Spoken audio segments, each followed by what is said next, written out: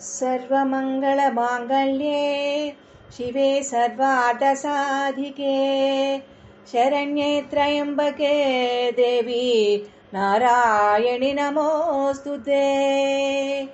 मधुकैटभविद्रावविधात्रि वरदे नमः। रूपं देहि जयं देहि यशो देहि द्विषो जहि। महिषासुरसंहारी विधात्रि वरदे नमः। रूपं देहि जयं देहि यशो देहि द्विषो जहि। धूम्रलोचन दर्पग्नि विधात्रि वरदे नमः। रूपं देहि जयं देहि यशो देहि द्विषो जहि। रक्तबीजकुलच्छेत्री चण्डमुण्डविमर्दिनी रूपं देहि जयं देहि यशो देहि द्विषो जहि। निशुम्भ शुम्भमदिनी तथा धूम्राक्षमर्दिनी रूपं देहि जयं देहि यशो देहि द्विषो जहि। वन्दिताङ्घ्रियुगे देवैर्देवी सौभाग्यदायिनी रूपं देहि जयं देहि यशो देहि द्विषो जहि। अचिन्त्यरूपचरिते सर्वशत्रुविनाशिनी रूपं देहि जयं देहि यशो देहि द्विषो जहि। न तेभ्य सर्वथा भक्त्या चण्डिके दुरितापहे रूपं देहि जयं देहि यशो देहि द्विषो जहि। स्तुवद्भ्यो भक्तिपूर्वं त्वां चण्डिके व्याधिनाशिनी रूपं देहि जयं देहि यशो देहि द्विषो जहि।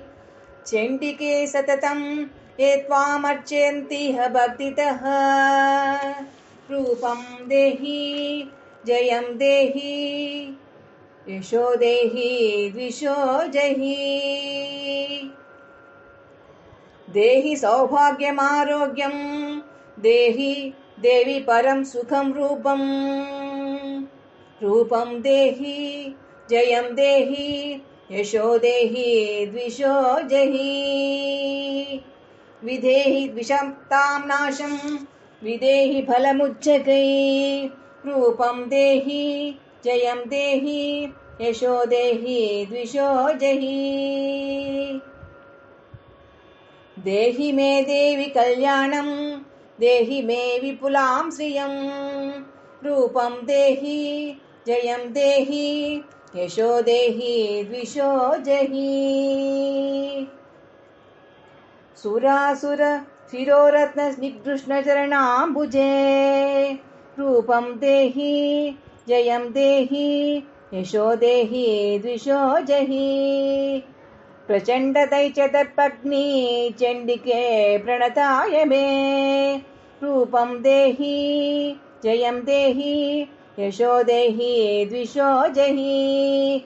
विद्यावन्तं यशस्वन्तं लक्ष्मीवन्तं च मां कुरु रूपं देहि जयं देहि यशो देहि द्विषो जहि। चतुर्भुज चतुर्वक्त्र संस्तुते परमेश्वरी रूपं देहि जयं देहि यशो देहि द्विषो जहि।